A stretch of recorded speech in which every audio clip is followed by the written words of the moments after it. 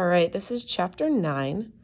Chapter 9 is going through soil and agriculture, and we are going to start a little bit off with understanding rangelands, croplands, and just general agriculture.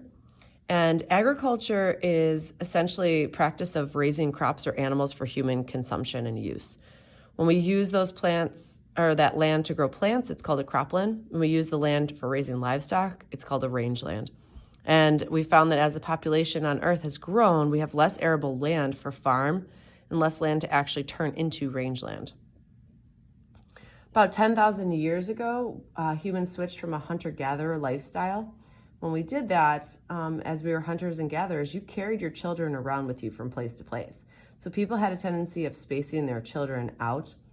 And then as we started to move into more of an agricultural practice, we became sedentary. We lived in huts or homes. We didn't need to carry our children, so we had more kids to help out on the farm, and those kids would have more kids. So basically, agriculture led to a positive feedback loop that increased the world's population exponentially, now that there was a stable food source around.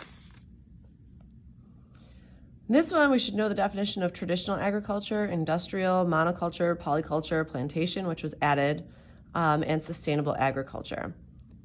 So traditional agriculture is the use of animals and humans, power and simple machines to produce only enough food for really your own subsistence. So you're making enough food just for you. You might have a little bit of extra that you're going to go off to sell at market. Polycultures are typically planted in a traditional agricultural farm, so you have many different types of crops on that one land as well. Industrial agriculture uses more machinery to create more yield faster with intense irrigation. The introduction of synthetic fertilizers and chemical pesticides allow for pest and weed competition to be reduced. So most of these farms will actually farm monocultures or one type of crop. Industrial agriculture started with the Green Revolution in the 1950s with new technologies and crop varieties and seed varieties. Sustainable agriculture is when you maintain a healthy water, soil, and other resources like pollinators. We also try to reduce the fossil fuel inputs and pesticides and fertilizer inputs into the farm. So they're trying to actually mimic the natural ecosystem's functions, very similar to what we saw in the video. Plantation agriculture, this was added, again, to the book. And it's when large corporations and wealthy countries have big farms that are located in developing countries. So they do this to have cash crops, like coffee, tea, and bananas. So there are a lot of human right violations on these farms that are unfair labor practices. For instance, Britain has tea plantations in India. The US has coffee in South America and Africa. So again, a lot of times we see some issues with human rights as well. Soil is extremely important for survival. It's basically rock, organic matter, water, gases, nutrients, and microorganisms all combined. So soil is formed from a parent material that's weathered and transported and deposited in a new location. So soil needs to be protected from wind and water erosion. And the soil filters and cleans water by protecting water quality. So it's really important for all of those different characteristics and attributes. So you should know the picture and the captions down here and know that basically a good balance of nutrients like nitrogen, potassium, phosphorus, all that stuff, and water are important for the survival of the soil.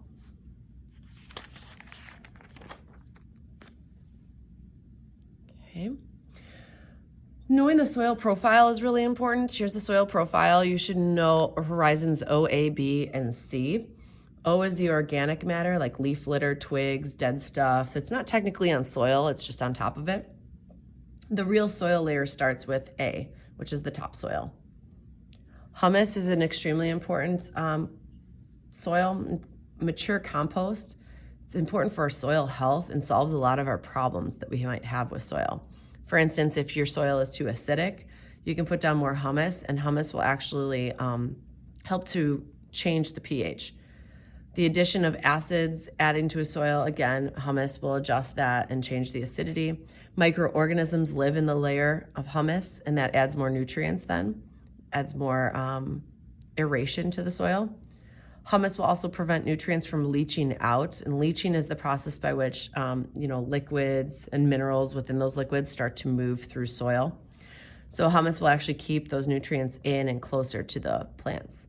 So it prevents also water evaporation, which is a good thing when you're in a location that's pretty warm. There are some physical tests to know with soil, and some of those physical tests are listed on here. But there are chemical tests to look at pH, to look at NP and K, and we've used sensors for those in the past. Physical tests include looking at texture, porosity, permeability, and bulk density. And then there are biological tests that look at humus and other organisms that are found within that soil. So if your soil is good quality, it should have a lot of microorganisms. So physical tests include looking at concentrations of clay, silt, and sand, and those would be present within your soil. Clay is the smallest particle, then we look at silt, then we look at sand. So we take a look at the soil texture triangle to actually determine the soil type. Loam is a type of soil, and that's actually, here's loam right here. It's an even mixture of clay, silt, and sand. It's actually the best type of soil that you can have. So to read the soil lines, the clay lines are the ones that are horizontal. They're the ones that run this way. These sand lines run on a diagonal up and to the left, and the silt lines run on a diagonal down. So when we take a look at this, I always say SSC, or like silt, sand, clay. I try to follow it that way. So if you have silt, let's say the silt is 40%. So here's 40%. So I'm gonna follow that down here to the sand line. And my sand is 30%. I'm gonna follow that up and over. So far they both intersect right around here. And then my clay line is 30. All three intersect at clay loam. So that would be my soil type. And it's pretty easy to see and use this. Okay, and that's the soil. Looking at water capacity, this is going to vary on the types of soil that you actually have. And this leads to productive soil or fertile soil. So too much water in the soil is going to get waterlogged and roots of plants can actually rot. Too little soil or too little water in the soil and your nutrients will actually leach straight. You won't get enough nutrients to leach into the roots and get taken up by your plants. So you have to have an even balance. And that's done by looking at the pore sizes. So actually, porosity is the amount of open spaces to the amount of water a soil can hold. This depends on the pore size of the actual material. So clay and sand have the least porosity. Silt and loam actually have the most porosity. Permeability is the connection of those open spaces. So how well water is able to actually drain through and move through the soil. Again, if your water is just going to sit there, it's going to rot the roots. If the water flows through the soil too fast, your plants can't take it up. So that becomes an issue, and you need to make sure that you're paying attention to that as a farmer. So soil fertility, again, is the balance of those nutrients that are ideal for plant life. Okay. So no slash and burn agriculture, or SWIDden. This is typically done in rainforests where they want to clear land quickly, so they burn it down, and the soil then typically is poor in rainforests. So it's not good for very long. They basically put crops up for a couple of years, and then they have to move on to a new plot. And hopefully that old crop is used to just regrow the forest back, but typically in these areas, they just turn it into pasture land, which is unfortunate because we're losing a lot of our rainforest because of that. Water usage is super important when we talk about agriculture. Humans basically use 70% of their fresh water supply for the process of irrigation. There are several types of irrigation that you should know, including drip, flood, furrow, and spray. So furrow irrigation is right here. It's when you actually cut furrows between crops and rows and fill it with water. It's inexpensive, but unfortunately, because you're leaving water exposed, you do lose about 1/3 of the water to evaporation or to runoff. The flood irrigation is very similar to this, but you're going to flood an even larger size of your land. And that again causes a lot more problems when you start to look at the potential for waterlogging soil. Also, 20% of the water is lost to evaporation and runoff. So waterlogging is when you have too much water and it's left in the soil, and this will actually raise the water table and it will prevent the plants from getting the oxygen they need to their roots, and they'll rot. The next one is called spray irrigation, and that's typically what you think of and picture on a farm. And spray irrigation is great for pumping groundwater into spray nozzles and spreading it throughout the fields. It's more efficient than flood and furrow, with only a quarter of the water lost to evaporation. Again, if you're watering at the right times when your crops actually need it, so you're doing it at dusk or you're doing it at dawn when the evaporation rates are low, that's a good thing. But it can be expensive because it does require a lot more technology. It requires energy to actually move the pumps and all of that. Drip irrigation is one of the better ones. Drip irrigation's over here. And basically you have a hose, and the hose drips right to the source of the plant. And the perforated hose is great. Unfortunately, it is expensive, but you're only losing 5% of your water to evaporation, which is amazing. But it's not often used, again, because it is expensive. We're trying to actually prevent something called salinization when we're watering our plants. So salinization, essentially, think about the water that comes out of your faucet. It does have some salt in it, and you probably don't taste it, but it's there. So if you evaporate the water away, the salt gets left behind. Too much salt left behind, and you all of a sudden have a toxic soil. So we're trying to prevent that by adding in water. But if you have a high amount of evaporation, that's going to cause your soil to become saltier and saltier over time. So to prevent this, we can do a few things. We can use drip irrigation. We can plant crops that need less water. We can also put water sensors in to show when the plant actually does need the water, so you're not watering when it doesn't need it. And we can also use humus on top of our soil to hold in moisture so we don't have to water as much, and we are not going to lose it to evaporation. To mitigate soil that is already been exposed to salinization, you could do a couple things. You can flush that soil with fresh water if you have it available, and that will change the salt concentration. Or you can plant a crop like barley, which actually likes salt. It's salt tolerant, and that at least allows you to be able to plant something that can tolerate the salty soil. So the next thing that we're going to look at is fertilizers. There are 3 substances in a fertilizer: nitrogen, which is helpful for leafy greens; phosphorus, which helps for root development; and potassium, which helps for flowering. So inorganic means not organic or man-made, synthetic.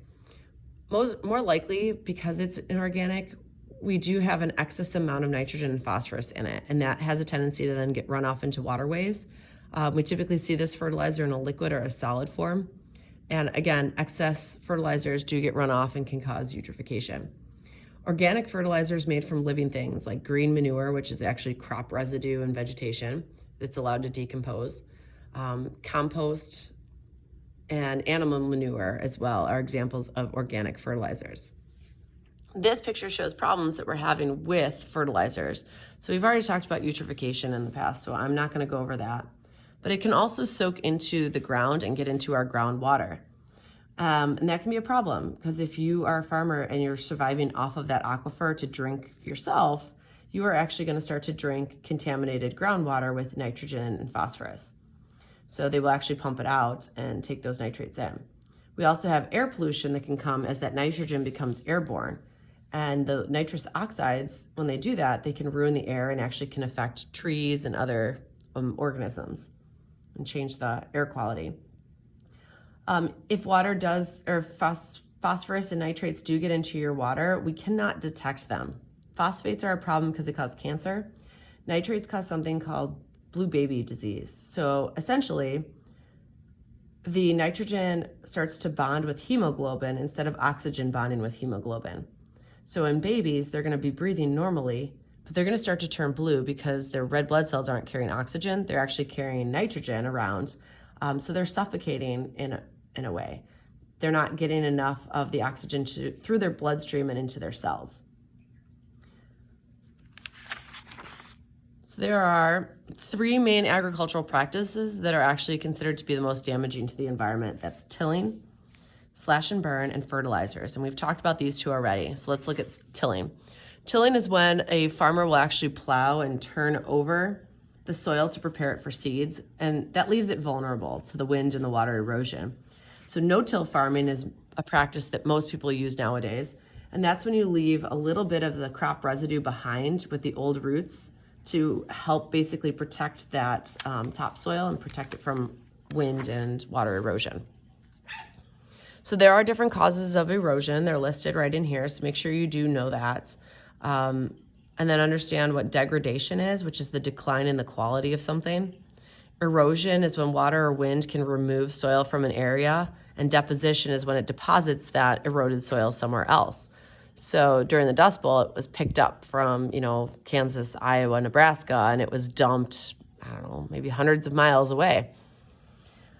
So we're taking a look at even that. You should know how to minimize erosion. So to minimize erosion, we can put up barriers, wind barriers, bushes, trees, anything like that, or other barriers that can capture the soil so it doesn't travel too far. You can redeposit it. You can grow vegetation like cover crops when you're not using that land. That'll slow the wind and the water down, or you can practice no-till agriculture. Desertification is not what it sounds like. It's not the land turning to a desert. That's a climate thing. That's not going to work. But it's basically saying that your land is not as useful anymore because more than 10% of its productivity has been lost. So again, it doesn't mean that it's becoming a desert, but we call it this because it's less useful land now. So this happens because of erosion, dust storms, salinization, any events like that. So speaking of that, let's look at the Dust Bowl. The Dust Bowl started due to a series of events. It started all the way back in 1880 when the U.S. passed the Homestead Act, which allowed farmers to have 160 acres that they had to farm for a number of years before they actually got to possess the land. So in the 1900s, 1910s, and 20s, the farmers used up all the acres of land to grow wheat because wheat was a huge cash crop at the time. But it needs a lot of rain. And during those decades when they were planting it, we were seeing an abnormal amount of wet conditions. Unfortunately, what they didn't know, because none of the farmers actually lived in this area in the past, they didn't know that these years were out of the ordinary wet. So after many decades of wet weather, all of a sudden, the rain stopped in the 1930s, and there was a drought. The farmers' land, basically, they had tilled it up to get ready because they were practicing till farming, and the rains never came, but the winds did, and the winds blew all the topsoil off, and that resulted in a loss of a lot of the topsoil in the Dust Bowl. So as a result of the Dust Bowl, the United States put together a Soil Conservation Service agency. And this agency basically helps to educate farmers on how to keep their most valuable source of soil in place if there's ever a drought, and how to then replenish it if they do lose it.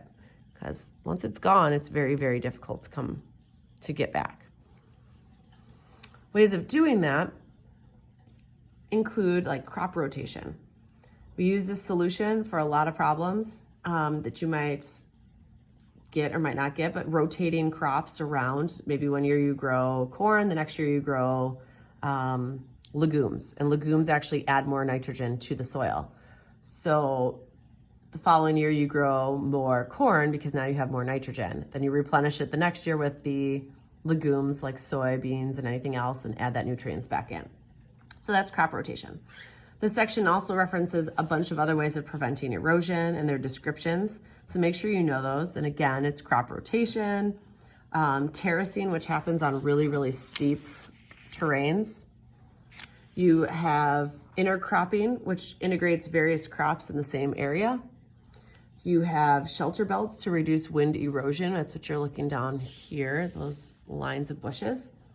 No-till farming, and then also contour farming. And you can see contour farming up in the top picture here, and that's a hillier surface, and basically you're reducing the erosion on the hillside. So to improve soil fertility, we do crop rotations. and add green manure. And we can also add limestone to balance things out. Limestone will help with the pH. The manure will help bring in some other nutrients as well. When we are growing animals instead, if you're raising livestock, we perform rotational grazing to reduce erosion. And this basically rotates livestock between different pastures to avoid overgrazing. Overgrazing can cause loss of vegetation, which leads to then erosion, and we can see desertification as well when this occurs in areas where there's not a lot of precipitation to begin with. So take a look at the feedback loop and the image down here as well that can help you through some of the overgrazing issues that could occur. Another random fact, if you eat less meat, you're gonna actually reduce carbon dioxide emissions, methane, N2O emissions, and it can also conserve water, reduce antibiotic and hormone usage, and it does improve topsoil because if, again, these animals aren't out there doing what they do, these things don't necessarily happen. And the last page, we should know the Wetlands Reserve Program, which returns basically previously drained wetlands that we tried to turn into farmland. They're trying to restore them back into wetlands. Know the Farm Bill, know the issues that surround the Farm Bill as well. And then conservation reserve programs. What's a conservation reserve program? Again, if you have land that's already prone to being eroded, the government will actually pay you to not farm that land and will give you that money to basically preserve as much as you can of that soil.